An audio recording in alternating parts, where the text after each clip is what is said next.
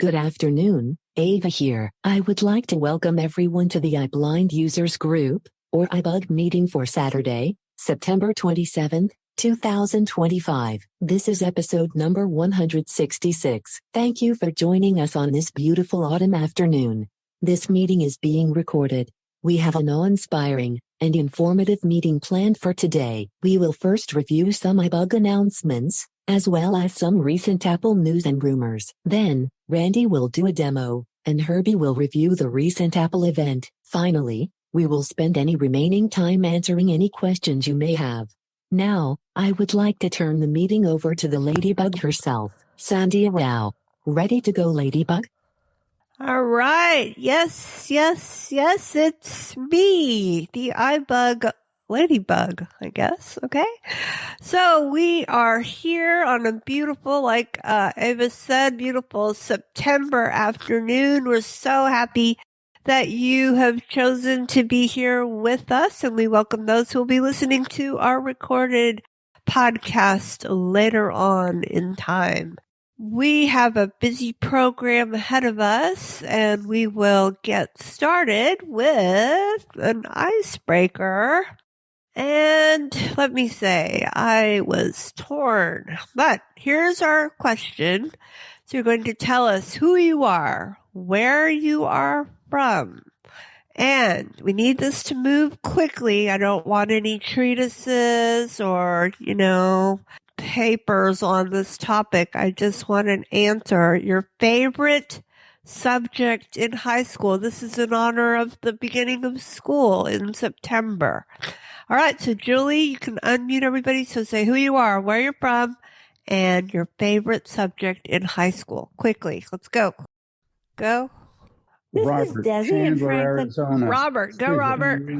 Physics. Oh, why am I not surprised? Okay, keep going. Good. This is Desi in Franklin, Tennessee, and I would have to say my favorite subject in high school was English. All right, welcome. Thank you. This is Sally. Sally, go Sally.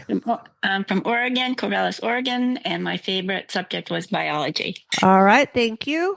Susan Randy, from Houston. North. My favorite subject was history. All right, who is that? Susan Randy. from Houston. Susan. All right, thank you, Susan. Okay, go ahead. Randy, go Randy. Randy, North Carolina, math. All right, thank you. Next. Kendra, can you hear me? Kendra, go ahead, Kendra. Where are you from? Salem, Oregon, and my favorite subject was not English as a second language or Spanish, like you all think now. It was science. All right, thank you. Welcome. All right, next. This is Herbie in Houston. Yes? And my favorite subject was history, actually. So. Ah, very good. Okay. This is Pete in Jacksonville, and my favorite subject was nuclear physics. Yeah, right. Okay. Go ahead. Keep going. Go ahead. Mary Linda, Georgia. Yes, history. Mary Linda. Okay, history. Thank you. Keep going. Robert. I'm in College Station, Texas. My favorite subject was music theory. Okay, thank you very much. Let's go. Claudette from Kingston, New York. My favorite subject was government. All right, thank you. Next. Paul in Columbus, Ohio, and government. All right, thank you. Next. Dan from Southern California, public speaking. Wow, thank you. Thank you, Dan. Next. Valencia, Maryland, and chemistry. All right, thank you. Let's go. Keep going. Deb. Kansas, math. Okay, thank you. So for people coming in, you're going to tell us who you are, where you're from, and your favorite subject in high school. Keep going. Wilhelmina from Philadelphia, and history. All right, thank you, Wilhelmina. Keep going. Jerry Alice from Pennsylvania, history. Thank you. Lots of histories out there. Keep going. Jody from New Hampshire, math. Thank you, Jody. Go ahead, Intezar. Go. From Iowa, physics. All right, thank you. Next. Christina, Colorado, psychology. All right, thank you. Let's go. Ryan, Ontario, mechanic. Oh, cool. All right, thank you. Next. Gary in Austin, speech. Okay, cool. Thank you. Next. Dealing child development. All right, very good. I didn't know we had that class in high school, but okay. Yeah. Okay, keep going. Next. David. David. Houston. Uh-huh. I see journalism. Journalism. Ooh, who knew? Cool, David. Okay, keep going. We're learning all kinds of cool things today. Keep going. Going. John, BC, Canada, Espanol. Espanol, muy bien. Okay, keep going. Shazadi from Welland, Canada, drama. Drama mama. Okay, thank you, Shazadi. Keep going. Who else? Who you are, where you're from, favorite subject in high school. That everybody for now? Okay, well, fine. Okay, well, very good, very good. We will come back to anybody who didn't get to say hello. All right, now it says introduce co-host. Well, there is no co-host because you're stuck with me. All right, I'm Sandhya, and I'll be facilitating. As you know, our wonderful iBug guy is out there on his way to the Mount Kilimanjaro, and we keep him in our prayers and wish him all the best because we're going to be super proud of what he's doing. Okay, moving on. All those nice things. I'm done with that. All right. Guests and first timers. I think I heard at least one. If you are here at the Apple event for this iBug Apple Workshop event for the first time, would you like, or ever, I mean, if you've never been here before, can you say who you are? And we'd just like to say hello personally to you. I'm in this call for the first time, and I'm not new. You are? I'm Kendra from Salem, Oregon. Okay, welcome. And how did you hear about this meeting? Well, I actually got an email. Actually, I've heard about it from a couple sources. One was from your guys' website. Another is from the Mac class and the iBug. You're in the Mac class. Okay, and I guess what kind of Apple iBug events do you? Sorry, what kind of Apple events do you have? Apple, what devices do you have? I'm losing my mind. Okay, go ahead. I was gonna say events or devices. Devices, please. So I have an iPhone 16 Pro. Or I have an Apple Watch 10 SD and a MacBook Pro. I believe it's a 14, something like that. Cool. And I have an iPad Pro as well. Very good. Well, you're all set. Thank you very much. We're glad you're here. Hope you come back next month. All right. No, if I'm not protesting, I'll come back. But all right. Guarantee you. Okay, thank you. Anybody else never been here before, want to say hello? Okay, guess not. All right, now. Who had a birthday or anniversary in the month of September? Birthday or anniversary? Anybody? My mom's birthday Monday. All right, that's Julie's birthday, mother's birthday. Anybody else? Really? Okay. All right. Very good. Very good. All right. Well, now you can put everybody on mute, Julie. I'm going to now hand it over to me to do. Sorry. You are not sorry. I know that. Okay. All right. iBug announcements. Here we go. Let's go. All times are central, and all events are on the Zoom conference line where you are right now. So you can just hang out and something will happen eventually. iBug Buzz every Monday from 7 to 9. All questions relating to your iPhone and peripherals and the operating system. iBug Mac Buzz on Tuesdays at 5 p.m. First and third Tuesdays, 5 to 6. You get to ask all your questions about the Mac. and so forth. Whether you have one or not, we are all welcome there. iBug Trekkie Talk, first and third Thursdays from 7 to 8:30. We are currently on Voyager, Season 2, Episodes 21 and 22, fast approaching the end of that season. So please join us for that. That's going to be fun. You watch the episode ahead of time and get together and discuss it. And then I know they have lots of trivia going on, so definitely check that out.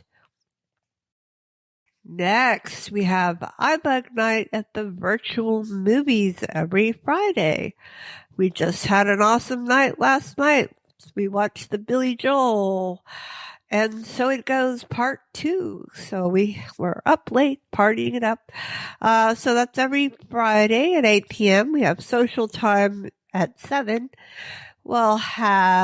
That's where we have Name That Tune and bad jokes and just get to hang out, let your hair down.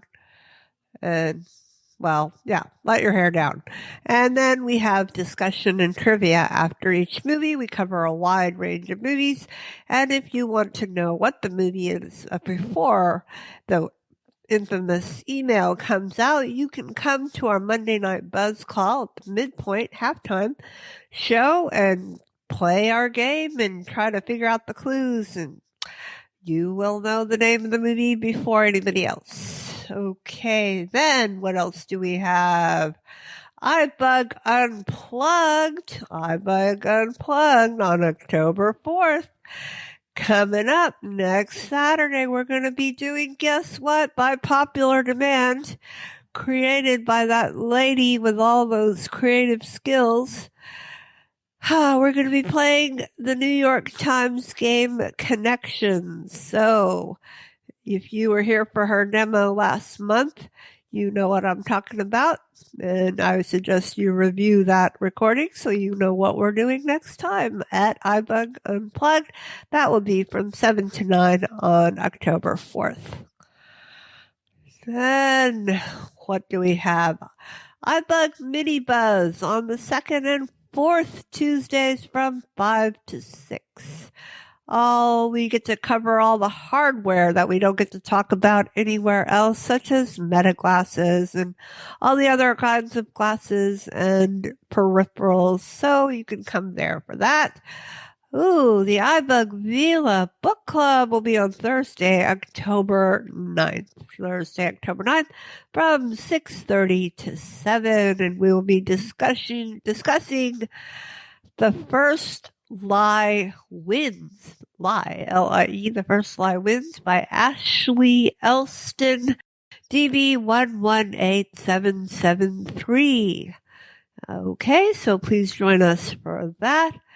Then we have the iBug Cafe on October 12th from 4 to 5:30. And there we will be discussing the subject that has been on many of our minds since the latest update, iOS 26. So by then you'll have had time to kind of play around with it, and we will find out all the things that we need to know to use it more efficiently. iBug Android Insight on Wednesday, October 15th. That's from 7 to 8:30, talking about all things on the Android platform. We can talk about the A-Lady there, all the questions you have about that, and so forth. So come for that. iBug Mac and Talk on Tuesday, October 28th from 7 to 8:30. Again, all questions relating to your Mac and whether you should get one, the accessibility, the learning curve, all those questions are there for the ask. Then iBug Apple Workshop. What we're doing right now will be on Saturday, October 25th. We're getting ready for Halloween. So then we would also like to let you know about our Jumpstart mentoring program. If you need help with your iPhone and you are a beginner user, and it's not meant for somebody that's had their phone, and it's for somebody who's a brand new user. That's who it's intended for. Please complete the application on our website, and we will match you up with one of our amazing advanced users. And conversely, if you are an advanced user and would like to help somebody else unlock the amazing power of the iPhone, there is a separate application for you. And we appreciate all of our wonderful patient, emphasis on patient mentors that have made our mentoring program a wonderful program that it is. So we thank you. Then we would like for you to know about our website, ibugtoday.org, ibugtoday.org. That's where you can get all the information that I just said. You can register, get on our mailing list so you can know about all the events. We have 25 events every month. So, in order that you don't miss anything, I recommend that you get on the mailing list. Then we have the iBug Internet Radio program on Sight and the Sound, and that is our local reading service, which we are grateful for their support. They take some of our iBug Buzz calls and condense them and air them there. So if you want to hear them there, you are welcome to do that. Sightintosound.org. Okay, so I've already told you about the website, ibugtoday.org. Then we have Facebook, where you can post questions there. And there are 2 pages. There's a fan page at facebook.com/ibugtoday, or the groups page, facebook.com/groups/ibugtoday. That's where you can post questions and so forth. So then we have Instagram at ibugtoday, and X at ibugtoday, and email ibugtoday@gmail.com.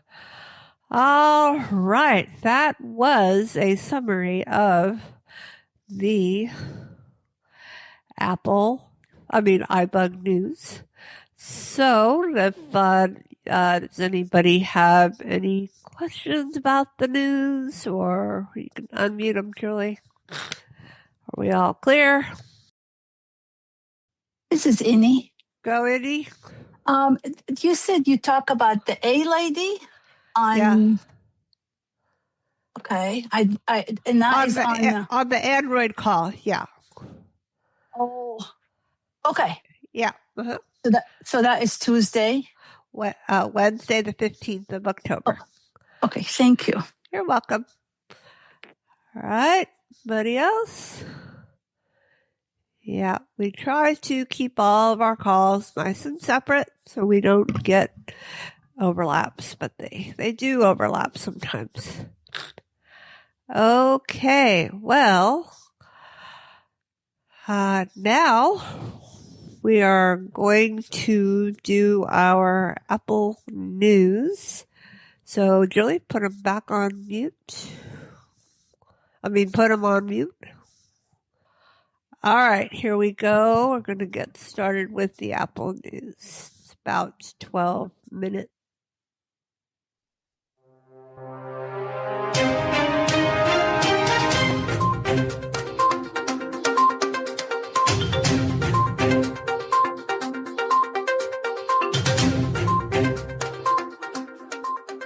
Now, we are going to review the latest Apple news for the month of September. First, Apple insider analyst Ming-Chi Kuo says that claims the forthcoming iPhone Fold will use underscreen Touch ID are wrong. The necessary thinness of the iPhone Fold has already made it seem unlikely that it will include Face ID, though Ming-Chi Kuo does not go so far as to say it cannot happen. He now, though, doubles down on saying that the iPhone Fold will not have underscreen Touch ID. Specifically, Kuo writes in his blog that Touch ID will be used on the iPhone through the side button. Apple introduced this side button Touch ID in 2020 on the iPad Air 4, at the time calling it an incredible feat of engineering. Face ID is not expected, although Kuo says only that it may not appear, specifically because of the space requirements for the technology. Touch ID under the display has definitely been investigated by Apple, which has even been awarded a patent on the technology. Yet that patent concerned both Touch ID and Face ID, so conceivably the major constraint for either is the size of the components required. However, even if Apple has solved how to register touch or face through a display, it may yet be that the technology is too expensive for mass production. Speaking of manufacturing, Kuo has also reiterated his previous claims concerning timescales and projected sales volumes. He says that the final design will have been completed by the end of the second quarter of 2025 and production slated for the end of 2026. Kuo presumably expects the iPhone Fold to launch alongside the iPhone 18 range. He predicts sales of 3 million to 5 million of the iPhone Fold during 2026, rising to a potential 20 million in 2027.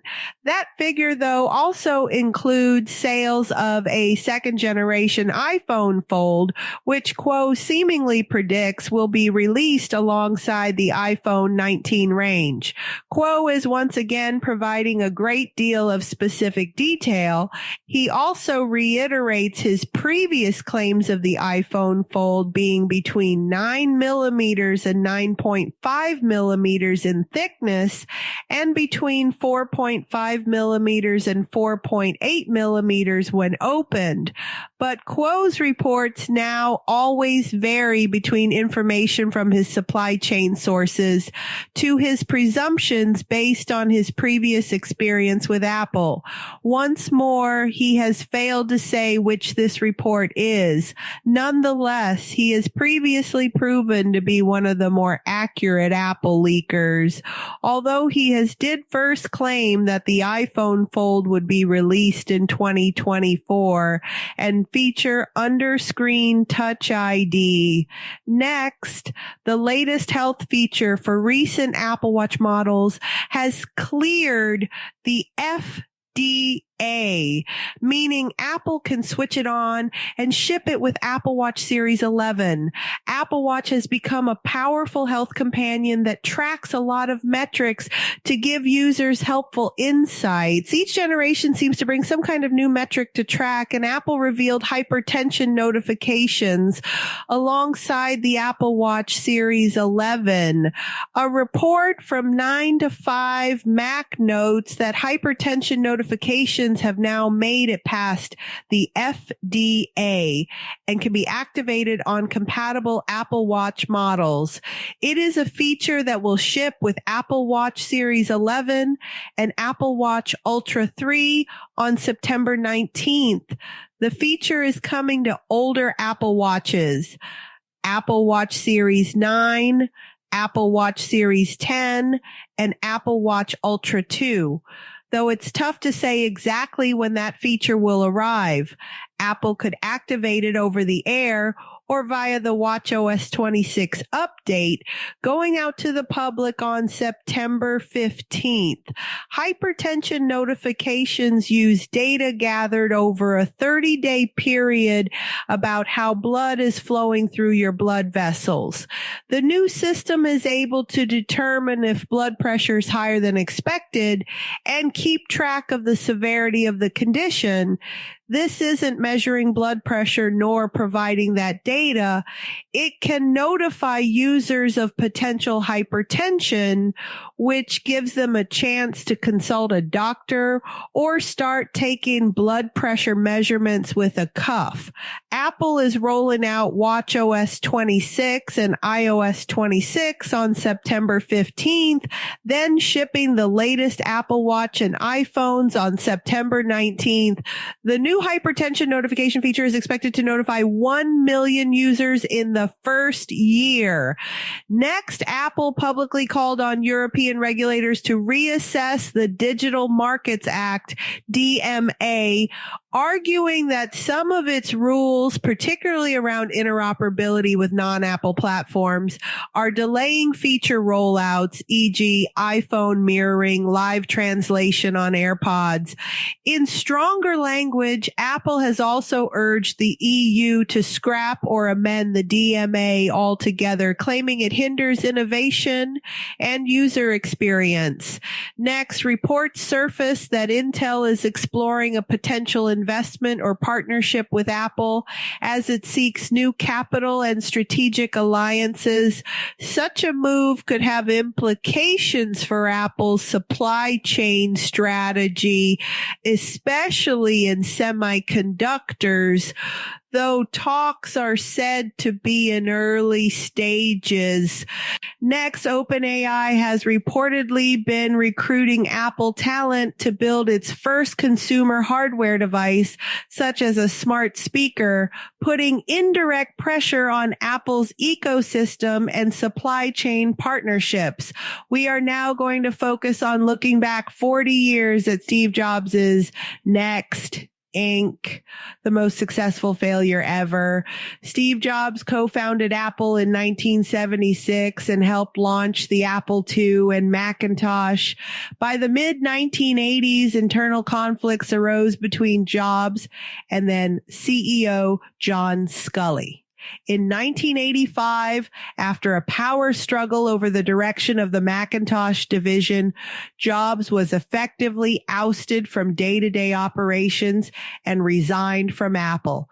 Jobs founded Next Computers in 1985 with the goal of building high-end workstations for education and business.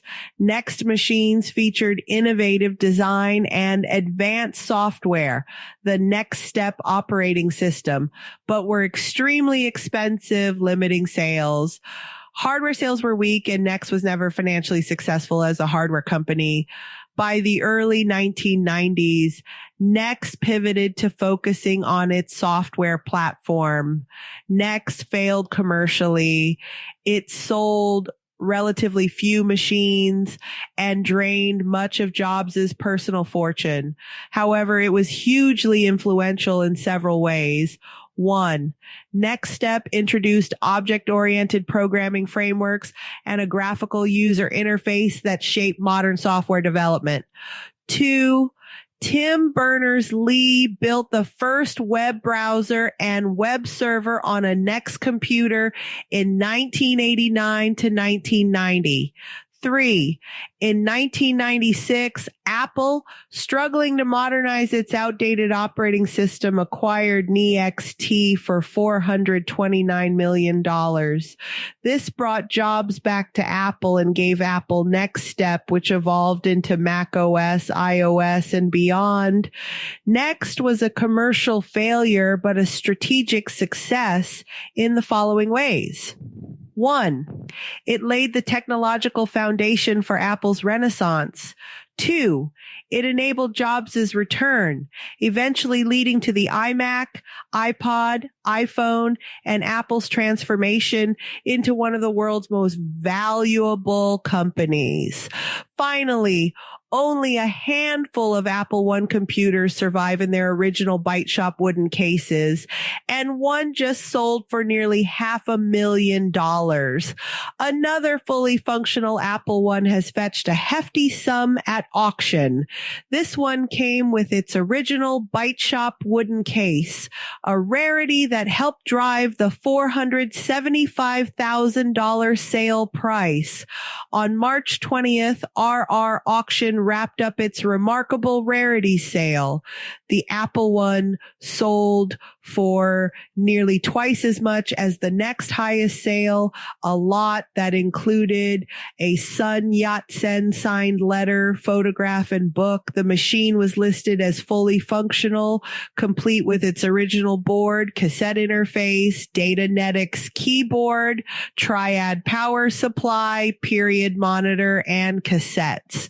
It was restored by Apple One expert Corey Cohen, who graded its condition as 8.0 out of 10. The computer has an interesting history too. It was purchased at the estate sale of June Blodgett Moore, who was Stanford Law School's first female graduate.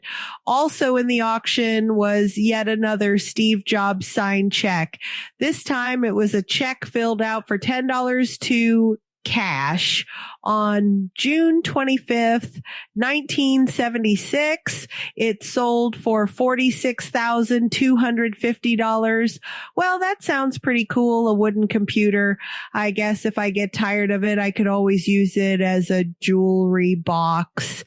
And that is a review of the latest Apple news for September.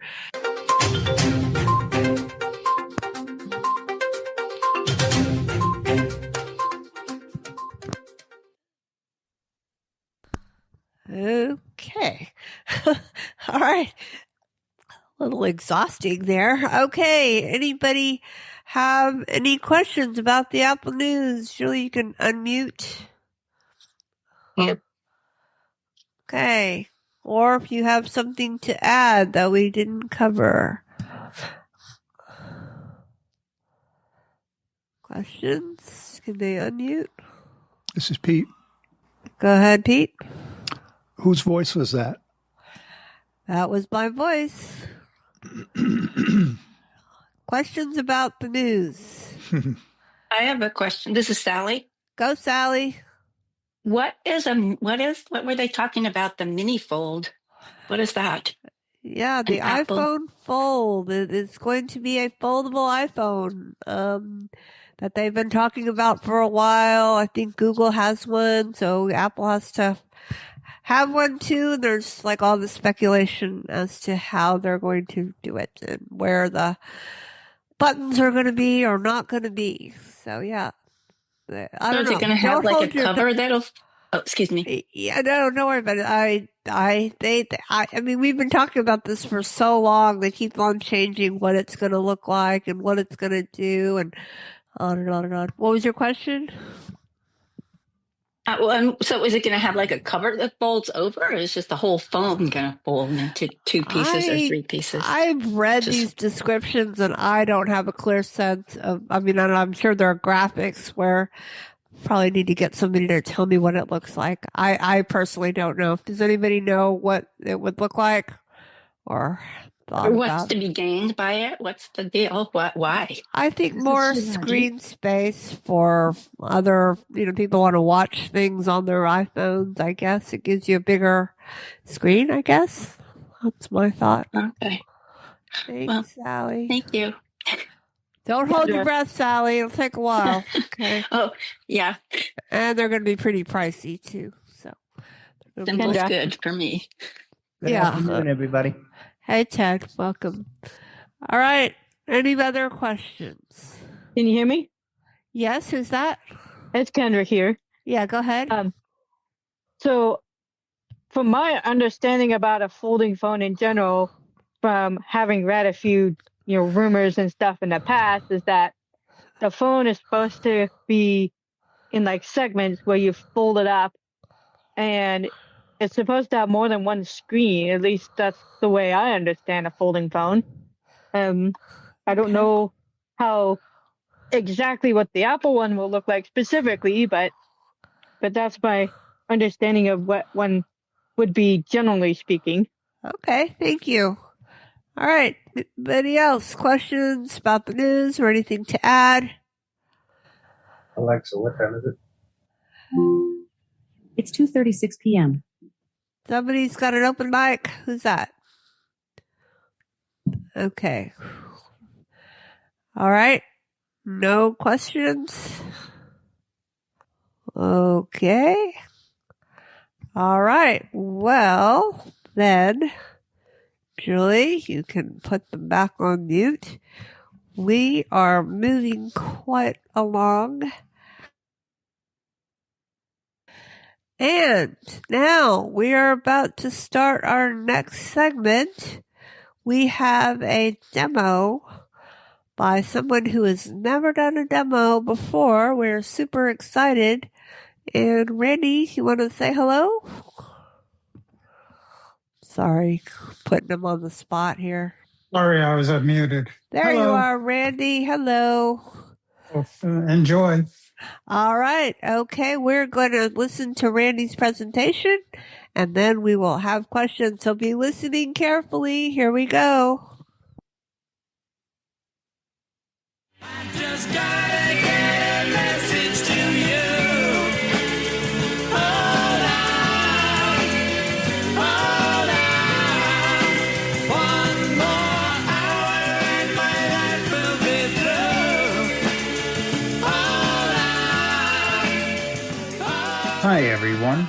I'm Randy Builder, and I'm going to demonstrate and tell you all about using the Send Later feature on Apple's Messages app. In 2022, when Apple introduced its updated software for its iPhone, iPad, and Mac computer platforms, it introduced a new Send Later feature for its Mail app. This allows a user to schedule an email to be sent out up to 2 weeks later rather than immediately as typical. Fast forward 2 years later to 2024, Apple introduced the same Send Later feature to its Messages app. You may be wondering, how useful is this feature? Well, I can think of a couple of situations in which this could come in really handy. Let's say you have a prearranged early morning ride to work, or maybe you have an appointment you need to get to or somewhere else, and you've scheduled a ride with the driver the day before. But as the afternoon goes on into the late evening, something comes up and you realize you're not going to need that ride and you need to let that driver know. But now it's too late to disturb the driver. So you go ahead to Messages, use the Send Later feature,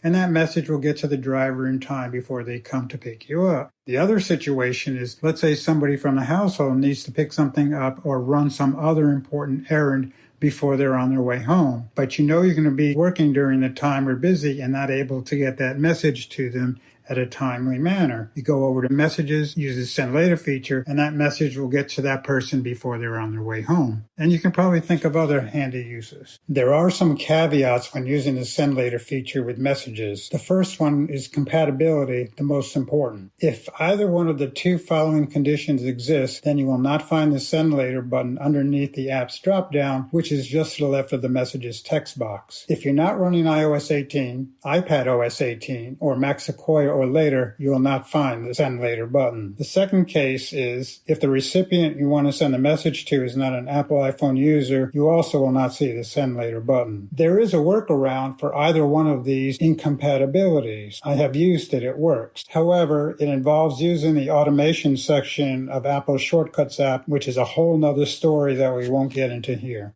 The other caveat has to do with how VoiceOver interacts with the scheduling interface. Like myself, if you have to depend solely on VoiceOver to navigate the interface, initially it can be challenging. For one thing, the scheduling interface itself does not always flow logically with process, and VoiceOver does not always stay with the flow. Sometimes VoiceOver may even wander outside the scheduling interface, and you'll need to use Explore by Touch to find it and bring it back to where you need it to be. You'll notice some of this initially when the VoiceOver focus is dropped into the empty Messages text field when you're starting, and you have no idea where you are within the scheduling interface. It took some quality time between myself, VoiceOver, and the scheduling interface to figure it out. You can do so on your own as well, but for now I'll show you how it's done, and if you do get stuck, hopefully you can use my demonstration as a guide.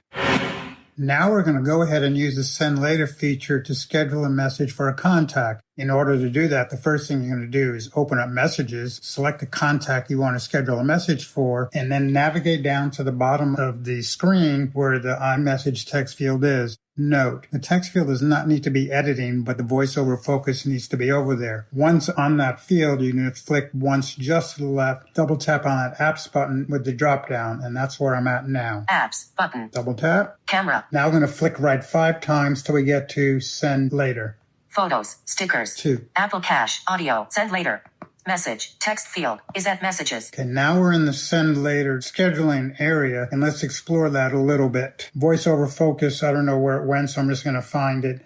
And your Send Later area is going to be down below any of your previous messages that you've received or sent to this particular contact. Here we go. Cap S, Cap W, Met Apps, Messages. Apps button. Tomorrow 9 a.m. So you go to apps and we're going to flick right and it says tomorrow at 9 a.m. So the first thing it does, it puts a button there and it kind of randomly puts in a time to get things going. But we'll get to that in a second. We'll flick to the right. Message. Text field is editing. See, this is why you didn't need to put the message in before you went to apps, because the send later feature, when activated, will take you right to the message field editing. And I'm going to go ahead and do that right now. This message will be sent at 15 minutes past the hour. Inserted. This message will be sent at 15 minutes past the hour. Of course, you can type in the message if you want, but I find it easier to dictate it. We're going to flick right from there. Send button. Send. Well, we're not ready to send it yet because if you saw the very first thing, it said it was going to be scheduled for tomorrow at 9 a.m. So we're going to go back up there and make a more reasonable time for today. Message. Tomorrow 9 a.m. button. So we're going to double tap on that. Back button. See, when you double tapped on that, if you heard, it took us to the back button, which is all the way at the top of the screen. So once again, we need to find our way back down to the interface where we're going to schedule this message to go out sometime today. Tuesday, September 6th. So I found it and it says Tuesday. These are all picker items. The day, the time, the minute, and the AM or PM, they're all picker items. So now I'm at the day picker item. I'm going to flick down once to get to today. Okay, now I'm going to flick right to see the hour. 4 o'clock. That's fine. Now I'm going to flick right to see what minute it is. 48 minutes. So it's probably close to that. So I'm going to push it ahead maybe to 52 or 53 minutes. Flick up 3 times or 4. 49 minutes, 50 minutes, 51 minutes, 52 minutes, 53 minutes. We'll leave that there and we're going to flick right one more time. PM. Select. PM. Okay. So we've scheduled this message to go out today at 53 minutes. Selected. 4 o'clock today. Today at 4:53, we're going to flick one more time to the left. Send button. And there's that send button. We're going to double tap on that. Send message. Send. I don't know if you heard that bub-bub, but it makes a bub-bub sound instead of the whoosh that you normally hear when you send a message out. This is to let you know that this message has been scheduled and it's not going to go out right away. Dictate message. Set today for apps button. Today 4:53 p.m. So you notice the button now has the correct day and time we want the message to go out. Message. Send later. And if you notice, this is a quirky thing. It puts send later in the message field other than what you might have dictated or typed. But it's more of a visual thing. I don't know, maybe just a voiceover thing. But when the message gets sent, the one you actually put in there is the one that's going to actually be sent. Let's flick right one more time. Dictate button. Dictate gives you an option to redictate the message if you didn't like the first one you put in, but everything is fine. So what we need to do is we're going to flick left until we get back to the time because we need to close this part of the interface. Otherwise, what's going to happen is anytime you want to message this person after you did the scheduling and you don't close the scheduling interface, it's going to schedule any subsequent messages. So the way we do that is we're going to navigate back to that button where we showed the time that it was going to go out. So we're going to go message today 4:50 apps button. Message at app today 4:53 p.m. button. Actions available. So you heard it said today at 4:53 p.m. button, actions available. And what we're looking for is we're going to flick down with one finger and we find close messages. Your iMessage. So we closed it, which means that that message is now scheduled and you can now continue on carrying on a conversation with this contact without worrying about it being scheduled and being sent out immediately as it normally would. And I'm going to demonstrate that by dictating a short message, and you'll see it's going to go out right away. This message will be sent right away. Inserted. This message will be sent right away. So I'm going to go back over and find the send button. Cap G, Cap Y, Cap messages, Cap T, Cap messages, Cap U, message, text field, send button. Double tap on send. Send message. If you heard that little whoosh sound, which confirmed you have closed the scheduling of the message earlier, and now you can communicate normally with this contact.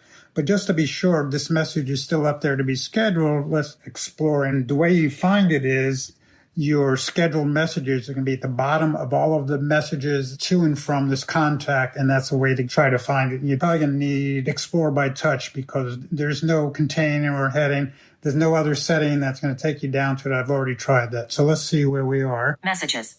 Cap W, Cap S, Cap apps. Today 4:53 p. Send later. Okay. Above the apps button, we heard send later. That's all the way either at the left or the top. Visually, I don't know. And then I'm going to flick right. Today 4:53 p.m. Edit button. 4:53 p.m. There's a button now. Instead of saying action, it says edit, which means we can do some other things. We'll do that in the next part and flick right again. Your iMessage. This message will be sent at 15 minutes past the hour. Now you see that it did have the right message I dictated rather than the send later.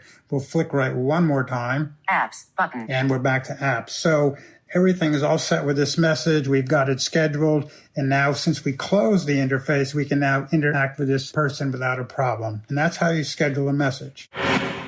All right. Now we're just going to edit a message that's going to be scheduled. And this is one of the easier functions of the interface. So we're going to go up to the line in our message where we have a message that's scheduled. Here it is. Ring mode. Today 7:42 p.m. Send later. Let's start there. Deliver. Send later. Heading level 1. Today 7:42 p.m. Edit button. Your iMessage. This message will go out at 25 minutes past the hour. 7:42 p.m. Let's just change that message so it reflects the true time the message is going to go out. So we're going to use a rotor to find action. Characters, words, speaking rate, speech box, screen record container, headings, vertical nav, voices, live record, actions, tap back, reply, edit. Edit. Text field is editing. L. Delete. Let's record the new message. This message will go out at 42 minutes past the hour. Inserted. This message will go out at 42 minutes past the hour. Messages. I have to find where we're at. Text field is editing. This message will go out at 42 minutes past the hour. We'll flick right. Cancel edit button. We'll flick right one more time. Send edit. Double tap. Message. Text field is editing. iMessage. Insertion point at start. And let's go back up to where we can find this send later and see if it reflects the correct information. Delivered. Send later. Heading level 1. Today 7:42 p.m. Edit. Your iMessage. This message will go out at 42 minutes past the hour. 7:42 p.m. And that sounds Actions available. right. Let's see what time it is. 7:42 p.m. Status bar item. And it should have just gone out. Delivered. Heading level 3. Your iMessage. This message will go out at 42 minutes past the hour. 7:42 p.m. And there Actions you go. Available. That's all there is to editing a message. We're now going to go ahead and just change the time of a message that's already been scheduled with the send later feature. I have already scheduled such a message ahead of time for this purpose since we don't need to redo those steps that are already available in the previous segment. So here we go. Navigate over to the message that's already been scheduled. Send later. Heading level 1. There we go. Flick right. Today 11:07 a.m. Edit button. Flick right again. Your iMessage. Changing the time when this message will be going out. Today 11:07 a.m. Edit button. So you heard that today 11:07 edit. That's where we tap so we can do this. Send message button. Flick right. Edit time. There we button. go. Edit time. Edit time.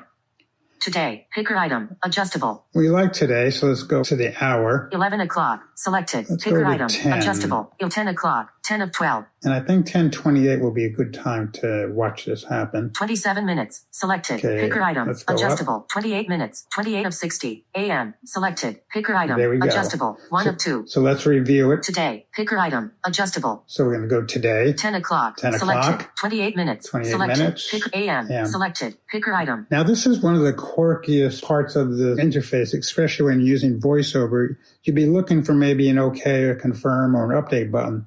There is no such thing. In order for this to take effect, you need to explore the area above where the picker items were for the time of day until you find a button that says 10 o'clock. Selected. Hit dismiss pop-up. dismiss pop-up. Double tap that, and that's all there is to it. Today 10:28 a.m. Edit button. So there we go. We have the message. Send later. Heading level 1. We're back at the beginning of this message. Send later. Send later. Heading level 1. Today 10:28 a.m. Edit 10:28. button. Your iMessage. Changing the time when this message will be going out. All right, let's see what time it is now. Back by 10:27 a.m. Okay. Status bar item. So we have maybe, I don't know, half a minute. We know it's less than a minute. Let's go back, explore the time, see if it's 10:28 yet. Back by 10:28 a.m. There we Status go. bar item. That message should have been sent, and let's explore my messages and see what the last message was sent. 10:28 a.m.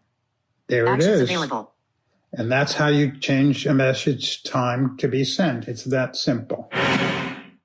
And another thing you may want to do with a scheduled message is if for some reason something comes up and you decide you don't need to send the scheduled message, well, then you can just go ahead and delete it. And that's a very easy task to do. So let's do it. So as you know, you'll always find any message that it's scheduled to be sent will be down at the bottom of all of your other messages going back and forth between you and the contact. So you always try to find that area on the messages interface. I'm going to flick right here. Send later. Heading level 1. Okay, we're right there. I'm going to flick right. Today 10:24 p.m. Edit button. Notice there's a button that says today, edit. We're going to flick right again. Your iMessage. We're not going to really need this message. 10:24 p.m. I guess I already Actions knew available. this was going to happen ahead of time. So we're just going to flick back to that button. Today 10:24 p.m. Edit button. Double tap. Send message button. Flick right. Edit time button. Flick right. Delete message button. And there we go. That's what we're looking for. Double tap. Message text field is editing. And the message is gone. And we could prove that the message is gone because we're going to flick through the messages that are already on the screen. And when we get past them, we're not going to find anything that says send later. So let's just do that for kicks. Your iMess delivered. Text field is editing. iMessage. There you go. No more scheduled messages. And that's how you delete a message that you don't need to do that. In summary, the send later feature of messages may not be something you're going to use on a day-to-day basis. However, it can be useful from time to time when the occasion arises, and it would be good to know how to use it. It's clear from the demonstration that interacting with VoiceOver makes it a challenging task. However, with time you can get it, and of course you can always refer to this demonstration for guidance. I hope this has been helpful.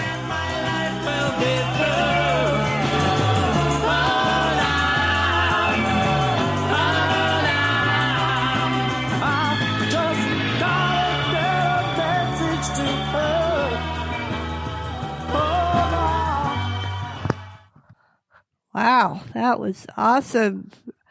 A very cool demo and that is a very powerful function.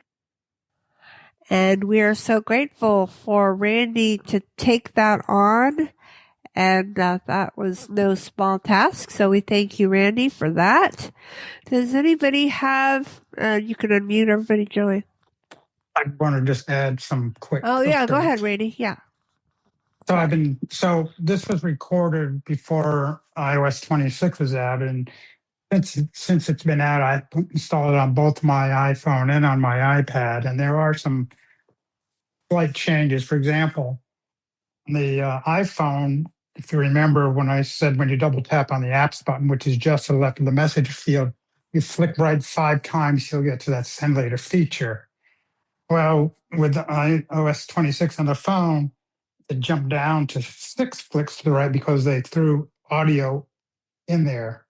I guess it was further on down. But if I go back to my iPad that has its own version of iOS or iPad 26 on it, it's still 5 clicks to the right to get to the send feature. The other one is with the time on the phone, when you reschedule a time to a different time, it does not refresh. It still has the original time on there. And the way around that one is you just have to kind of close the message, conversation, open it back in, and then it will reflect the current time. It doesn't do it on the iPad, though. On the iPad, it is current like it should be. And there was one more time. Oh, yeah. So on the other one that I noticed was when you double tap on the time, you had 2 choices, which was edit. And then below, if you flicked again to the right from edit, you would get delete message. But I noticed with the iOS 26 update, it took you first to a send option, which makes sense because when you're in the editing mode, you now have 3 choices. No, you don't want to schedule this message. You just want to get it out right away. So it lets you send it right then and there from the edit option. And then once again, you could either edit the time or you can delete it. So that's a difference as far as that goes. All right. Very thorough. So so now we know how it would work in iOS 26. Yep. All right. Thanks, Randy. Anybody have any questions for Randy on this feature? Or have y'all tried it, done it? Go, Pete. Just a comment. Good job, Randy. Really good job. Thank you, Peter. Good job on your work putting it together as well. I appreciate that. And you and Sandhya, the music choice. All right. Thanks. And thanks, Pete. All right. Who else? Val. Val, Deb. go. Okay, hang on. Val, then Deb. Okay, first of all, thank you, Randy, for demonstrating this because as much as I message, I have never used the feature. So my question is, will it work for group message threads like that have multiple recipients to it? That's a very good question. I did not test that, but I'm just just logically, I'm thinking I don't see why it wouldn't. Okay. This is Herbie. It does. All right. Yay. Thanks, Thank Herbie. you. Okay, Thanks, great Herbie. question, Val. Okay, go, Deb. Hi, Randy. Good job. I just wanted to say that is a really useful tool. I do a volunteer thing that I work with people that are located on the West Coast. Right. And so I can send them a message in the morning when I'm working on stuff and it don't wake them out of bed. So I like it a lot. Exactly. Good job. Thank you. All right. Who Christina? else? Yeah, go ahead, Christina. Randy, great job. Thank you so much. And if I heard you correctly, I learned something. I believe you said that we cannot use that with people who are not on iOS. Was that? Correct. You won't even see Okay. that send later option. And when you tap that apps button, it won't even show up because Apple already knows, your contact, and it kind of has like a global database of, what kind of system you're on or what kind of device you're using. So it won't show up. Well, that was really good to know. So thank you. I have used it before, but just a couple times, and didn't realize I couldn't use it with someone not on iOS. So thank you. I really appreciate it. This is Herbie. Go, Herbie. Yeah, because it's an iMessage feature. It's not a text message feature. So, it's really technically, because there could be iOS users that might have iMessage switched off, so it's more accurate to say anybody that's has access to iMessage, perhaps. But anyway, otherwise, I've tried the feature a couple times when I was involved with some group stuff, and I found that it didn't work out for me because some variables had changed from the time I wanted to send them, because I was doing this thing where we were with ACB hosting, and I wanted to get my stuff ready the night before so it would just send the next day and I wouldn't have to get out of bed. And then I'd find that some information changed. So I was like, on second thought, this isn't going to work out too well for me. So I wanted to use it to be lazy, and it didn't work out too well. So. All right. Thanks, Herbie. Anybody else? Questions or comments for Randy on all about hard work? All right. Well, I encourage everybody to go try it out. Randy, again, that was a lot of work, and we want to encourage people to, if you have something that you like to use or you think would benefit the group, we're just grateful for Randy. I know he spent, it took a lot of time and effort. That was not a simple demo like I said, there was a lot of steps involved, and we appreciate that, Randy. Thank you for doing all that for iBug, and our members we're all here grateful for that.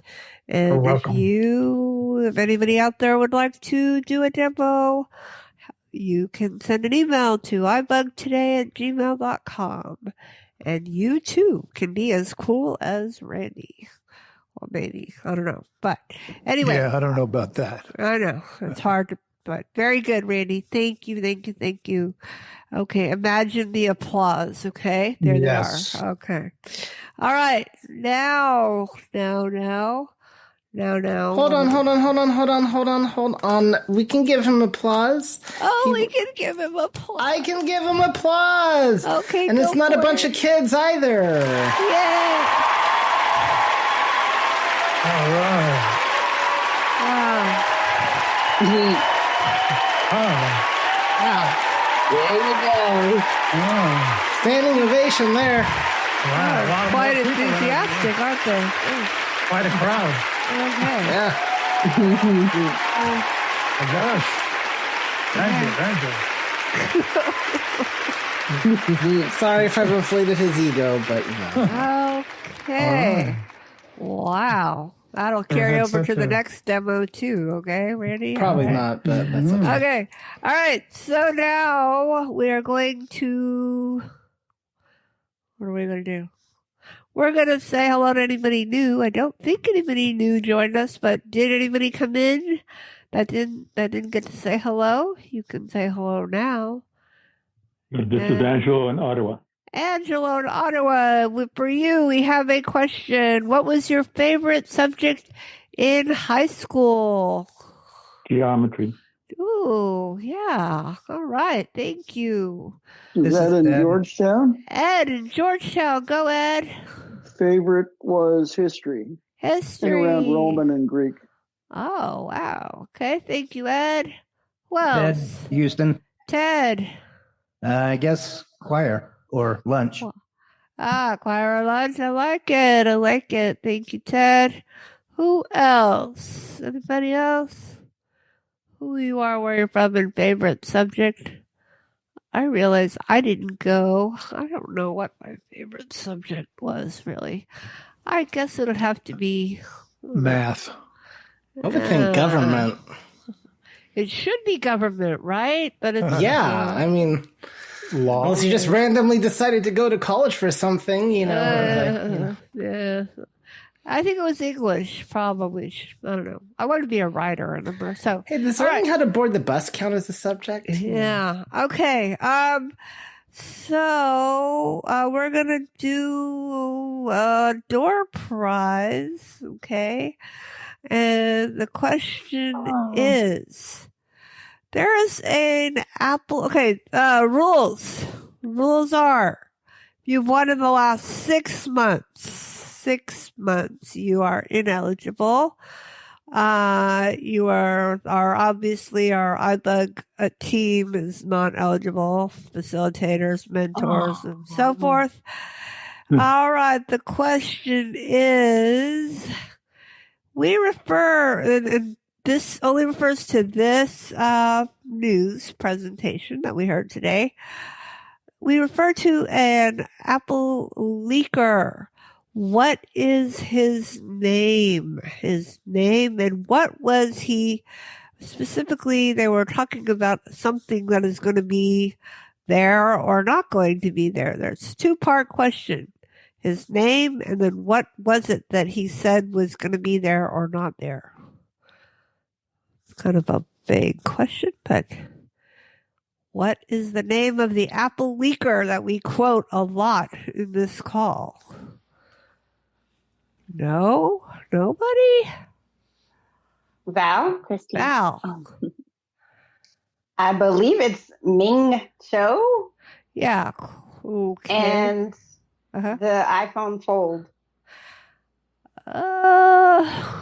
Okay. Not quite what I had in mind, but okay, half of it. All right. Well, yeah, you're actually right. I mean, it is the Fold. I was thinking about something else, that there's a button that they're talking about, whether it's going to be there or not. Remember, there's another button? There was another button. Okay, well, we will go. Shazadi? Society, yeah. A Fold, and then the Touch ID or Face ID, the one to get the Touch ID instead of the Face ID. Yeah, under the screen, right? Yeah. Okay. Yeah. But she can get the price. She can get the price. It's all good. I just wanted to give information. Okay, thanks. Yes. You're Okay, welcome. because you are part of our team now. So, okay. All right. We will go with that, Val. We will, you will have a $25 Amazon gift card. Good job, Val. Paying attention. Thank you. Good job, Al. Okay. All right. So now, what are we doing now? Okay. Now we're going to go to our next segment, which will be Herbie, and we'll be talking about the latest iBug Apple event. And, there was a lot that happened, and we're grateful for Herbie to take the time to cover that. So, Herbie, we're handing it over to you. All right. Thank you, Sandhya, and good afternoon, everybody, or good morning, good evening, if you were listening to this via the archive, because I don't know when you were listening. And today I'm going to talk about what's new in iOS 26. I'm going to talk about some new things that Apple introduced. I am also going to talk about some things that I have noticed, and then we're going to talk about accessibility what's new in that, and some bugs. And I'm going to start off by talking about the bug that is the talk of the town, and then we're going to get into some features. But I know this question is probably weighing on several of your minds, and that is, should I upgrade to iOS 26? Are there any major stumbling blocks that would prevent me from doing that? The answer is yes and no. Some people have experienced a bug on their iPhones where VoiceOver will not talk to them when the phone reboots.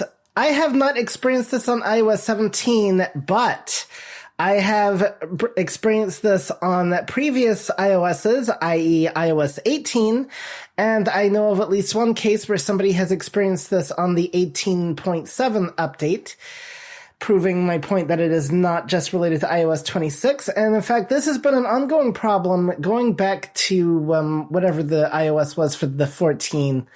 And that was probably iOS 16? But there are a couple of workarounds. The one that I did when I had this problem is I just plugged a keyboard into my phone via USB. But if you have one paired, you wouldn't even need to go that. And I just typed in my passcode that way, and then VoiceOver came back on, and the phone worked as normal. Some people were able to get VoiceOver to come on by rebooting a number of times, because VoiceOver would come up during the power. If you held in the side button to bring up the power options, so you can also try that too. I don't know what success rate you'd have, but and of course, if you have a pair of eyes that you can borrow from somebody else, then you can do that as well to type in the passcode. I highly recommend you give them the eyes back when you are done, as they might appreciate that. But otherwise known as asking a sighted person to type in your passcode for you, and then your phone will come back up. There are some bugs related to Braille, which I will try to cover a little bit later on, but as a non-Braille user, I'm unaffected by them, and I can't comment beyond what has been documented on sites like Applevis. So, the first big change now that Apple's introduced, and this has made some VoiceOver users nervous as well back during the beta cycle, in that would it affect VoiceOver, and that is the new liquid glass. And the answer is no, this has no effect on VoiceOver whatsoever. It's a visual option that is supposed to make it look like you were seeing things clearer through glass, and I'm not even, honestly, guys, going to try to explain this because it is a visual concept I don't fully understand myself, other than that this is Sandhya. Right. Yep. Hang on, Herbie. I think there's a mix-up. I thought we were talking about the Apple event, right? Oh, the Apple event. Okay. Can you do that? Because we're going to be talking about this during our iBug Cafe. But, okay. Well, I get so mixed up. It's a good thing I didn't record this, okay? Okay. It's okay. I get so mixed up because there's so much happening. Because I forget. Okay, so we'll talk about the Apple event then instead, and talk about iOS 26 another time. Thank you. Yeah. That's okay. So, with the Apple event, we had several devices that were released, including all new iPhones, and we had AirPods. There was the Apple Watch 11, and I think there was an updated Vision Pro. I'll go back and double check on that in a second. So let's talk about the iPhones first. The big one would be the iPhone Air. And that came out this for the first time. And we've had previous Air Apple devices like the iPad Air, the MacBook Air. But this is the iPhone, and it is super thin. And I covered this in more detail on my iToys segment last Monday night. But one of the things it has is it's a thinner design. It has a higher battery capacity, but it does have some limitations as well. One speaker, for instance, instead of stereo speakers. So if you're going to be listening to music or whatever, you're going to hear everything in mono. It only has one camera in the back, which for us, when it comes to like OCR or whatever, probably doesn't matter much. But, I understand it does stick out pretty heavily. And, also, it's kind of like, as I understand it, to be a rectangular bar on the back of the phone. It has a MagSafe battery boost option that is unique to the iPhone Air that will allow you to extend the battery life. It does have a USB-C charging port in the front of the phone, but the charger is limited to a slower charging rate. So best used more perhaps for overnight charging than if you need to quickly charge your phone during the day. It has a bit of a larger screen capacity, but some of that is, of course, is visual, and so some of it has to do with the design of the phone. So that is the iPhone Air in a nutshell, and it's kind of the replacement really for like the SE models and all that. Apple, of course, did release the iPhone 17 series in general, the regular iPhone 17, the iPhone 17 Pro, and the iPhone 17 Pro Max. The highlights of these are, just bigger and better. Nothing significant so much with the phone itself, but it does have improved chips for better Apple on-device Apple Intelligence, which is supposed to work better, and including the A9 chip is what I think it's now up to. And the iPhone battery, the iPhone Pro Max has the best battery life ever, of course, of any iPhone. And if I sound a bit, I'm not sure how to describe it, but, you hear the same announcements from Apple, of course, every year, bigger and better with the iPhone. Now, it's also supposed to be a little bit faster, 12 gigs of RAM, and this, of course, has better on-device processing and all that type of thing. And, of course, all that stuff. So before we go on to beyond the iPhone, why don't we stop right here and see if anybody has any questions? This is Randy. Yes, Randy. I just want to add a comment to what you said. One thing about this line of iPhones is they all have 256 gigabyte of storage. Oh, which yes. Which is a good jump up than what it used to be. Yes, indeed. Even from the 17 on up. Yes, indeed. So 256, and that's, pretty adequate for most day-to-day iPhone usage. I struggled when I tried 128, so I'm now glad that they are now back up to 256 as the starting point for the iPhone 17. So yes, that is a very good point. Another thing I want to mention real quickly about the phones before we move on, because this can throw you off if you are upgrading from 15 or below. Actually, two things I'll mention. First of all, starting with the iPhone 16, you now have an extra camera button on the bottom right-hand side of the phone. So that brings up the camera controls. And also, if you are upgrading from a 13, you are now going to encounter the action button, which replaces the mute switch. And we've had this since the iPhone 14, but I just think it's worth mentioning again. And by default, it works as a silent option, but you can customize it under actions and settings, and you just simply hold it down, and it'll switch to the other mode that you have it set for. So those are some other differences. And okay, let's go back to see if we have any more questions. Take it on mute. This is Innie. Yes. So I have the SE second generation. I'm still with the home button, So this one you said is placed in the SE. No home button? No home button. That is now a thing of the Nowhere. past. But, Okay. yes. Yeah.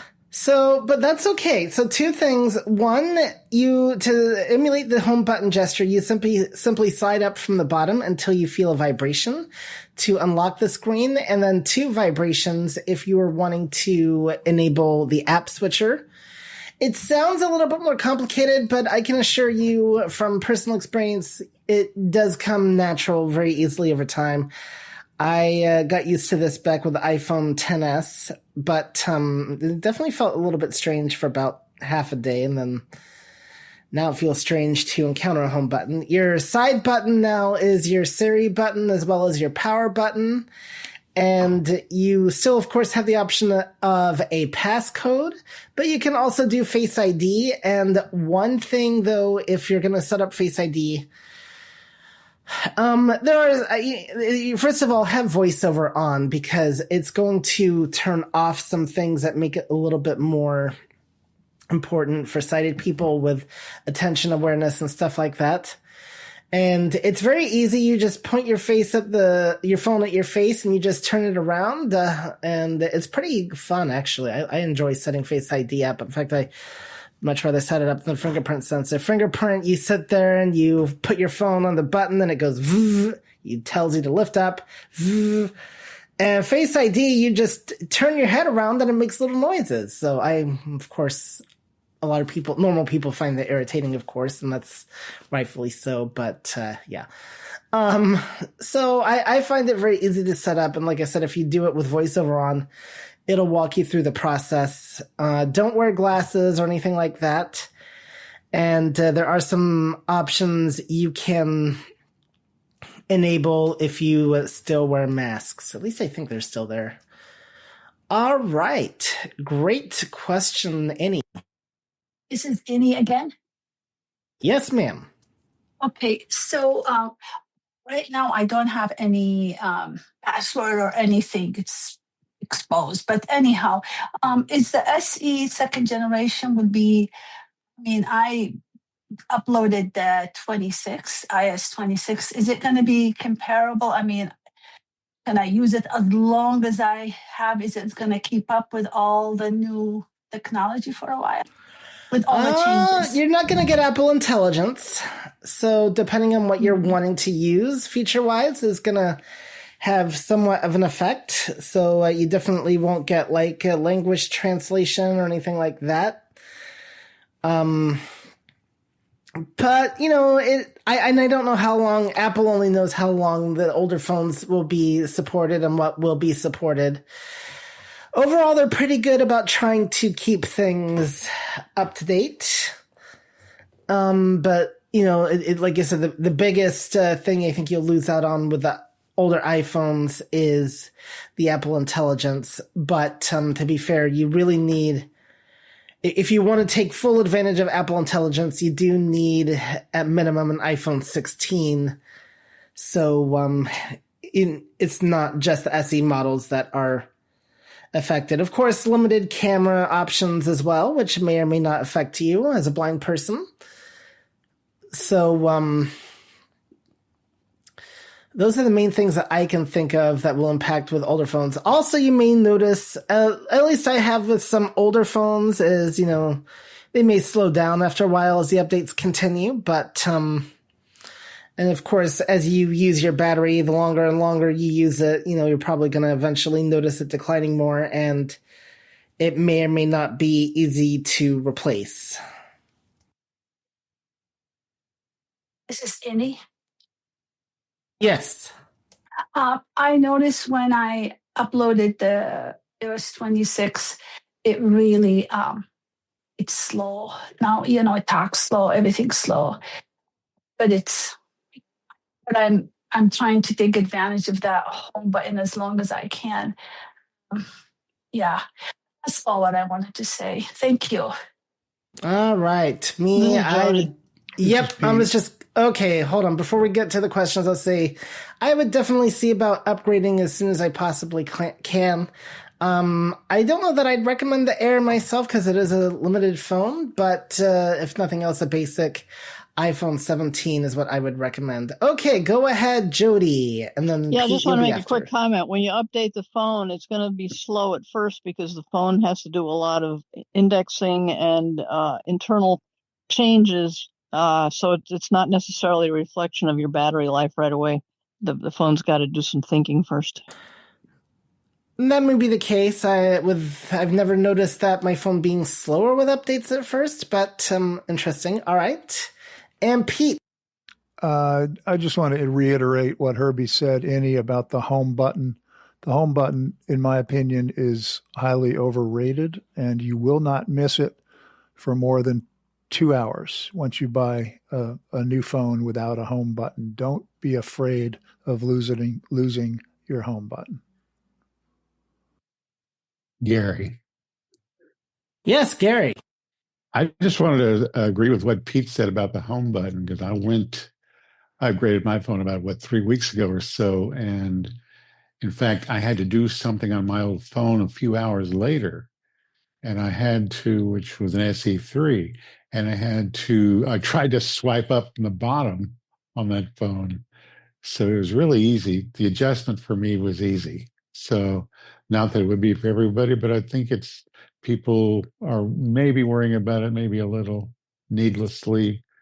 It worked out pretty well for me. So I would encourage people to ditch the home button. Kendra. Thank you for the encouragement. All right, you're most welcome there, Annie. You can do it. We have faith in you and anybody else out there too. All right, Kendra. Okay, so the biggest thing, if you're gonna miss anything, has to be the Touch ID. I wish they kept that because I like it better than Face ID personally. Val?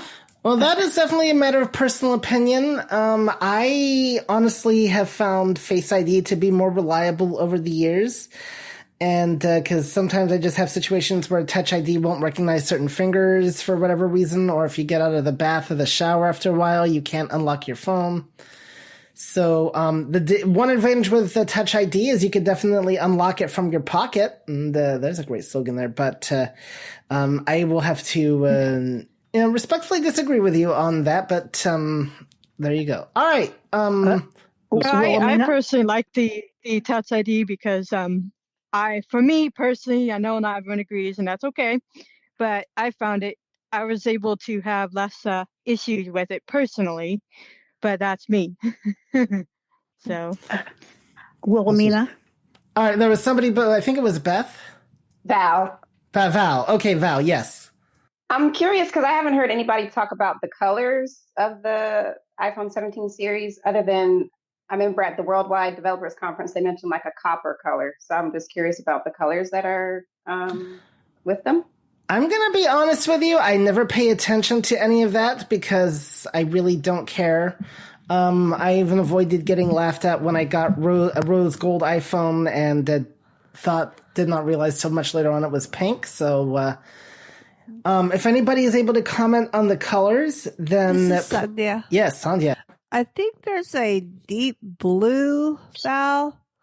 That's the only one that I mean, the other ones are usually black, white. I think there's an orange. Somebody tried to convince me to get the orange, and I'm like, no, thanks. But the deep blue sounds interesting. So, this is Paul. Yes, Paul. Question relating to the current... Hold on. Before we get to question, I'm just taking because we had you're in a queue if you want questions. I'm just taking comments on the colors right now, and then we'll come back to questions. Right. Sorry about that. Any more comments specifically on the colors? It's Chris. Yeah, I might have missed it. The colors, I believe it's a coral, a deep blue like a navy, and silver for the 17s. All right. Very good. Okay, Nina, I believe you had a question. Wilhelmina. Yes, sorry.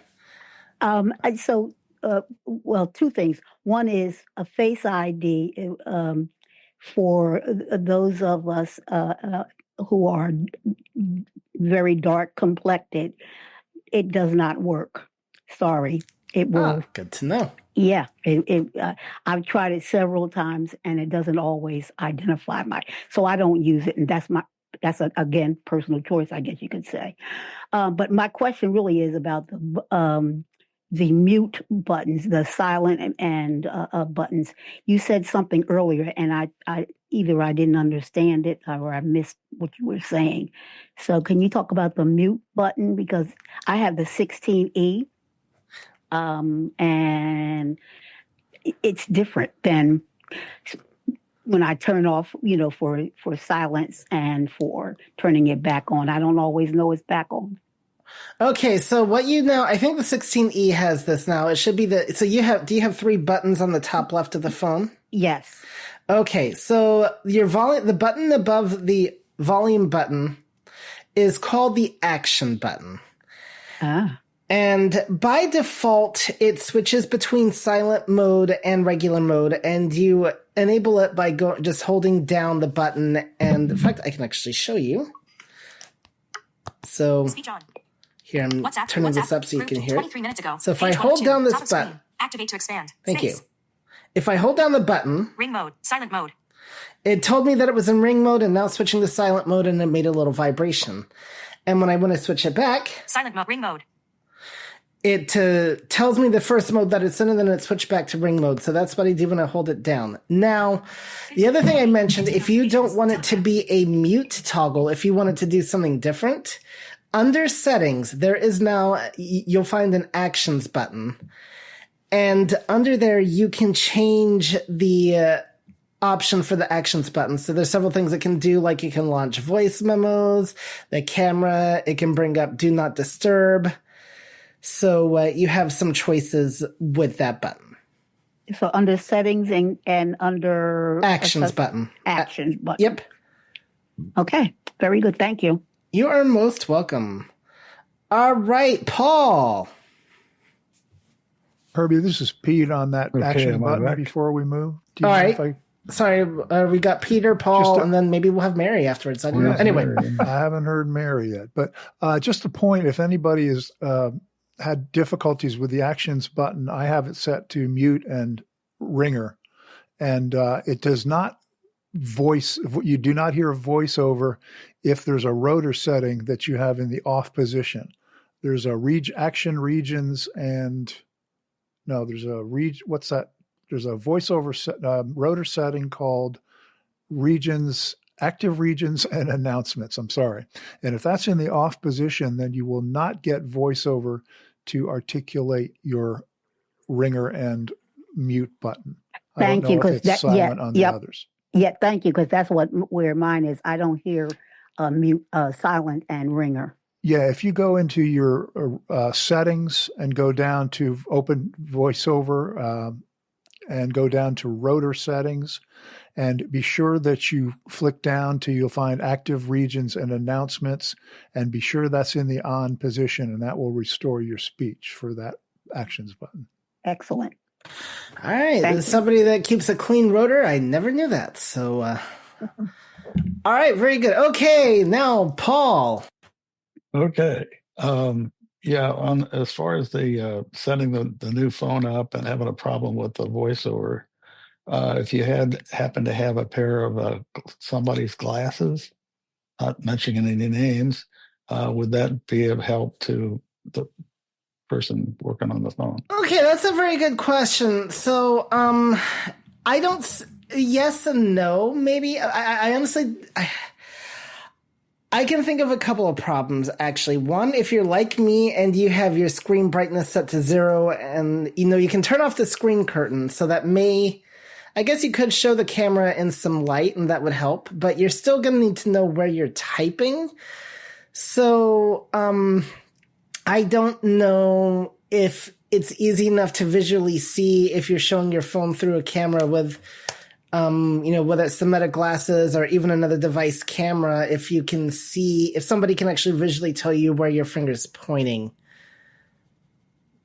So I personally, I would say, because what's nice about the newer phones, starting with the 14, is they have the USB-C ports. So what I did is I plugged in an Apple keyboard to my USB-C port via a cord and just typed it in that way. But I'm gonna say it could be hit or you can try it, but I'm definitely not gonna. Yeah. Well, supplementally, there would has anybody heard an update of when the 0.1 is going to be available? 26.1. Well, I'm personally a bit skeptical about if this will even ever be fixed because Apple's had 3 years to address this issue. So, because this is not new to iOS 26. But just, I'm sure that there's a beta update now for the public beta, so I imagine that the next update will be out in another week or two. Okie doke, thanks. All right, do we have a Mary who wants to ask any questions about this marvelous toy that we have called the iPhone? No? Okay, well. This is Randy. All right, well, I guess Peter, Paul, and Randy, that'll have to do. Go ahead, Randy. I just had a question about that action button. Is it a dual purpose button? I know, like you said, if you hold it, by default, it'll set between ringer and off. But if you do is it set up where you can do different gestures? No, it can only do one. Okay. Thanks. But one of the things I don't like about one of the options they could take, because like what's really interesting is because now we have a separate camera button, so. And half the functions you can just tell Siri to do anyway, so this is Pete. Kind of interesting. Yes, Pete. Just to clarify, and I think you said this earlier, Herbie, you can set it to any one of 4 or 5 different actions. Right. But once you've set it, Randy, it's just on or off. Yep. You can set it to voice memos and I think screen recording and things like that, but it's only an off-on switch once you've set it. Okay. That'd be cool if they ever did that, though. Just hold it down and it cycles between the different things. This is Deb. Yes, Deb. So if you do change that action button to a different function, you can always add that mute and unmute in your control center, and you can control it that way. It's pretty easy to do if you decide you want to have some other action for that action button. Can you have mute and unmute in your control center? Yes, you can. I have it in mine. Okay, cool. Yeah. Good to know. So it makes it pretty easy. Yeah. That is good to know. I did not know that was now a control center option. You learn something new every day. Christina. Yes, Christina. This is Mary Linda. Oh, now we get a Mary when I wanted to marry earlier after Peter and Paul. All right, well, they'll have. I'm not gonna be leaving on a jet plane anytime soon. But we're gonna do Christina first and then Mary. Thank you so much, okay. Deb. Thank you so much, Deb, for that. Because I was wondering that. I was like, well, if I change that, then how am I going to mute? How am I going to mute my sounds? So that's really great to know. Thank you. That's all. All right, now we have the third part of our trio. Go ahead, Mary. Well, my bags are packed. I'm ready to go. Oh. This may not be a question appropriate for this venue, but I wanted to ask if there is ever going to be an option available again to be able to forward emails by voice. I'm not a Siri user, so I have no answer to that one. I didn't know you could in the first place, and I didn't know you can't now. So I know the forward button's a little bit different on mail. The what? I've heard that I know that the forward button. Okay. Yeah. I don't know. You may want to talk to Apple Accessibility about that one, and that's not an option I normally recommend, but because it's a feature request, you may want to talk to them about that one, unless anybody else has anything on that particular issue. All right. Anybody else? Well, it's been missing for a long time. Yeah. I wanted, if I could follow up, is there a way to forward an email without knowing the person's contact information. Yeah, so long as you know the email address. The person is, well, okay, that's the problem. Yeah, if you don't know their email address, then no, you would not be able to, or even send them an email for that matter. Well, even though their email is in my contacts, I can't do it without being able to verbalize the email. Herbie, this is Desi. That's what I'm saying. Yep. Okay. Hold on just a second. Okay. So this is getting in more into the realm of actual text support, but I'll just see if I can briefly answer your question. If they are in contacts, then yes. If they have a name, that'll make life a lot easier. If not, then I would scroll through your contacts and find where their email is, because it's probably listed as the email address, and assign them a name, and that'll make it a lot easier. Also, the iPhone does do things like if you have previously emailed them and you start typing in the email address, or the name, it'll start bringing up suggestions. And I think we may need to really revisit the Mail app as a demo, so I will put that on my list. Okay, Desi. Oh, no, I was just going to say that if you start writing if they're in your contacts and you start writing their name in the to field, underneath there it will say results, and it will show you several options if there are several options, and you can pick the one you want, double tap on it, and then you can write your message and send it. Yep. All right. Yes, indeed. Okay. Any other questions regarding the new iPhones? Also, I'm just curious, has anybody gotten any of the new iPhones? And if so, what do you think? This is Terry. Yes, Terry. So we could have Peter, Paul, and Terry. I don't know, but we got to Mary, so... I've heard of Peter, Paul, and Mommy for an album title, so, I guess. I mean, we'll need to talk to Peter and Paul about this, but anyway. Yes.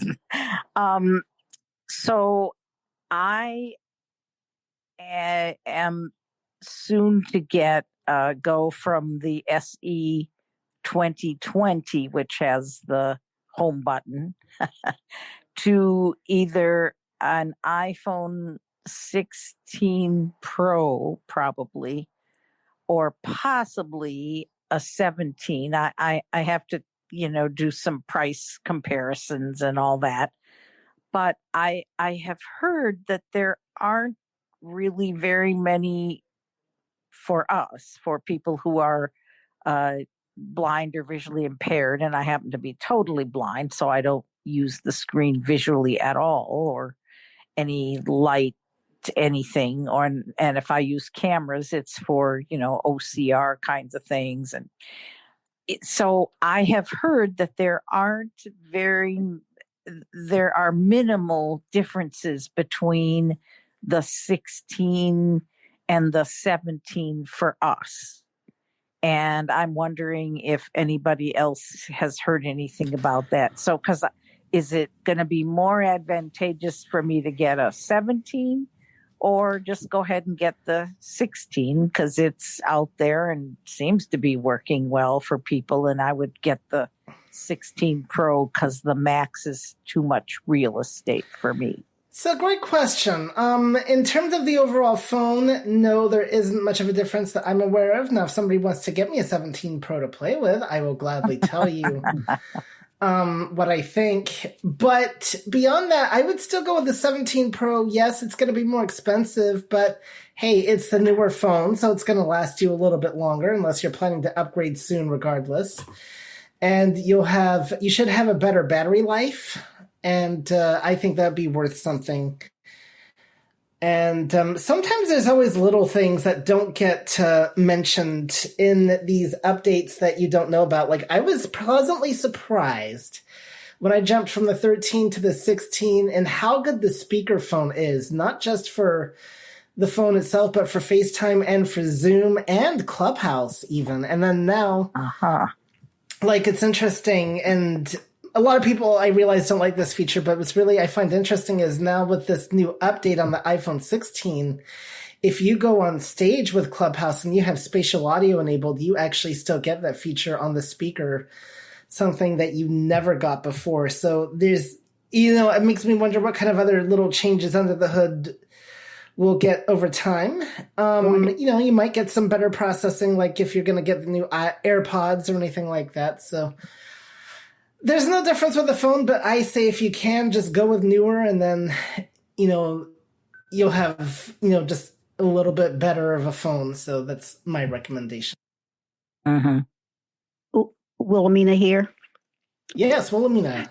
So I have the 16E, and I guess my only complaint at the moment, because it's only 2 weeks old, is that it's very thin and it doesn't feel good, if you will, in my hand. So definitely don't get the Air. No, definitely not. But so that's my only complaint about it. I don't, and now that I know about the buttons, the action button, I'm better. But that's it. So a couple of things you can combat that. One is get a case. That'll change how the phone feels, definitely. Two,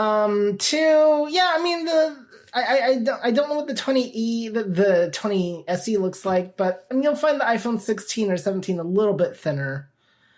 It didn't really bother me much, but actually one of the big differences I did have to get used to is I feel like the ringtone volume is a little bit louder overall on the newer phones than, but I could get into the weeds of the phone all day, so I won't do that, but good point. But yeah, I recommend the 17. Just go with the newer phone, and that way you'll have a phone that if you want to have it last you longer, then you'll have an extra year of life out of it. So, this is Ed. Yes, Ed. Yeah, just wondering, the 16 does not have LiDAR, does it? No, that is, I think, only the Pro and the Pro Max. I don't think the regular 16 has LiDAR, no. So if you're using it for like location and stuff like that, then the 16 would work for you. And I was wondering about when you were talking about facial ID. You said something about you couldn't wear glasses, or was that just for setup? We'll get to you, Pete, in a minute. First of all, no, there are some ways to adjust for some types of glasses, but I'm surprised with the technology they have there that they've never introduced like the side button fingerprint and Face ID all on the same phone. I think that would make things really interesting, but I'm not the Apple people, so but that's how I would do it if I could. But no, glasses, things that obstruct your eyes and stuff will affect how Face ID works. This is Ed. I'm just, if I wear glasses all the time, I have my phone lock up after so many minutes, so it would drive me absolutely crazy. I know you can make there are some ways to make some adjustments for like glasses. I think more so after you set up Face ID, so I'm not going to say you completely can't, and there can definitely be some variables. All right, Pete, I'm guessing you have something on LiDAR. Yeah, just to clarify for Ed, it's not the number, the 16 or the 17, that determines the LiDAR presence. It's the Pro or Max versus the Pro. So 16 and 17, neither one have the LiDAR, but the 17 Pro and the 16 Pro and Pro Maxes do. And you can set your screen reset to never, if that's a problem, where it never shuts off. Now you got to be protective of your battery in that situation. But if your screen is shutting off and causing you problems, because of your Face ID, then you can set it to never. But then it's always open, right? Yep. Well, until you turn it off. You can still turn it off, but it won't go off. It just doesn't automatically. Automatic screen set, right? Yeah, I'm just thinking about security. Deb. Yes, Deb. Thank you. So I have Face ID on my phone, and I probably did not set it up wearing glasses, But if I happen to be wearing glasses, my Ray-Ban Metas, for instance, when I turn my phone on, it still will open the phone up. I think when you're using VoiceOver, it automatically turns off those awareness things and whatever that is that makes it so you're supposedly looking straight at your phone. So that's not an issue. And I haven't had any problem. Usually when I'm wearing glasses, it'll still open. Okay, perfect. So that's just something I wanted to tell Ed. And I'll tell you, folks, Face ID is so easy. I mean, what can go wrong with looking at your phone? Here, I'll show you. Unlock the phone and... Oh, crap. That didn't go too well. But, you know. Wow. What can go wrong when looking at your phone, right? This is Jody. Yes, Jody. Good one, Herbie. Also, excellent. Ed, it's good to hear you today, by the way. You don't have to pick 30 seconds or never. There's actually choices. If you go to display and brightness, you can increase your lock screen time up to 5 minutes. Okay, thank you. That's just that. Sorry. Yep. All right, who else? All right, not hearing any questions. Briefly, I'll talk about the Apple Watch because they've come out with the 11, and you'll be happy to know on the color front. First of all, you get your choice of aluminum or titanium case. I want to say the titanium case is the better one. So you've got silver, gold, and rose gold colors. Rose gold, by the way, is pink. As a few of us learned a long time ago, well after we got our pink phones. We thought it was some cute kind of gold. If you've not upgraded your Apple Watch in a while, I don't honestly know of any difference between the 10 and 11. I'm sure there's some tiny improvements. But one of the cool things the Apple Watch definitely lets you do now is you can hear things on the watch speaker. It's not the greatest sounding, as you might imagine, but you can definitely listen to Apple Music and podcasts on your watch speaker. So they have that. And of course, with the watch, you've got your cellular model and your Wi-Fi only model. The Wi-Fi only model is cheaper. And of course, then there's the Apple Watch Ultra. And, so that was talked about at the Apple event again. Bigger, better, the usual stuff. Designed more, of course, for the adventure type. I think there was a new iPad announced. Now I'm drawing a blank if there actually was, but I'm not an iPad user, so that didn't stick out to me. Nothing, we don't talk about the Mac anyway, but nothing really new on that front. So, let's see, I'm trying to remember if there was anything else significant now about the Apple event. AirPods Pro 3. AirPods Pro 3, yes. So they are a slightly different design. They have a foam tip instead of a rubber tip, so they're supposed to fit in your ear better. And they also offer automatic translation now, so I am very curious to get those at some point and see if I ever need them if I'm in an Uber ride and the driver asks me in a different language, where's my apartment? I'll be able to answer him back. Well, that's going to be another problem altogether, but what can I say? This technology has been thought of for a while, but just back in the Star Trek days, they called it the Universal Translator. And, technology and sci-fi are becoming more, blurred lines, which I think is very useful.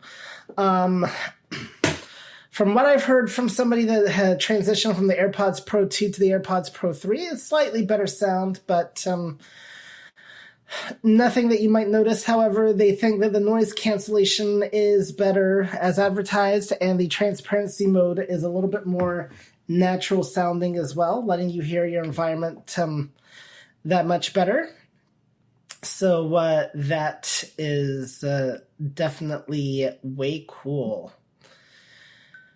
So on the whole, I mean, some significant things, but on the whole, it was not that big of a deal with the Apple event this time in terms of new devices, just bigger and better. So we'll see what happens next year with the new iPhone and whether our phones will have folding capabilities by then or not. And somebody asked me once, how do I think that's going to turn out for Apple? And I said, well, I think that, the project has the ability to fold. So there you go. Oh, or is that just the phone? Anyway. So, last call for questions. This is Shazadi. Yes. Yeah. I just wanted to give you a little feedback on the Fold because I had Samsung Fold Z Flip 3. So imagine your regular size iPhone 16, but now you can fold in the middle. All that changes is that you can fold it. You'll have a screen on the top where you fold it and it will show who's calling you, the time, and other features that you have like on your watch. But when you open the phone, you'll see the full screen. When you fold the phone, you will see only mini screen. So that's the difference. Well, I just find it interesting how old technology comes back. First cell phones used to be bricks. Then they made them smaller. Now they made them bigger again. They used to be flip phones. And then now when we get rid of the flip phone, actually, no, we need to bring the concept back. What's going to be next? A new horse and buggy? I don't know. All right. With that philosophizing and all that out of the way, I will now turn it back over to Sandhya. All right. Thank you, Herbie. Wow, it's a lot of material there. And what's new is old and what's old is new again, I guess. Okay. Thank you. Well, we have just a little bit of time available. We could entertain a few general questions like we kind of already did, but is there anything that you guys have a question about? Say your name, wait to be recognized. Anything? Questions? Okay. Well, I will quickly, I just want to thank Randy for his demo of the Send Later feature. Like we said, lots of work, and we appreciate all that hard work. And thank you, Pete, for helping to edit that. And it was great. You did a great job, Randy. Herbie, thank you for presenting on the Apple event. And lots to cover there. And well, Christmas is around the corner, so we can put in our list to Santa. And most of all, just want to thank all of you guys for coming and, listening and supporting our call. We do, take time to prepare for this, spend a lot of time and effort, and we hope that it is informative and providing information that you can use toward, the use of your devices and all that good stuff. Quick review of our events for this week. We have a kind of a little bit of a quieter week. Like we said, Monday is the iBug Buzz 7 to 9, and then I forgot, after that we have the After Buzz, and there we go. We get to hang around, social time, get to hang out with your friends, so come for that. Tuesday is nothing because it is the fifth Tuesday, so we are off. Then Thursday is Trekkie Talk, and we're going to be talking about Voyager Season 2, Episodes 21 and 22. That's from 7 to 8:30, and then the movie night is Friday, and we'll find out what the movie is on Monday at the halftime show. And, Saturday's iBug Unplugged, we'll be playing Connections, that New York Times game that Chris demonstrated for us. So definitely put on your thinking caps because we are going to need them. Okay? All right. And with that, we would like you to also visit our website, ibugtoday.org, for any questions that you might have. And we can stop the recording and we will hang out for a little bit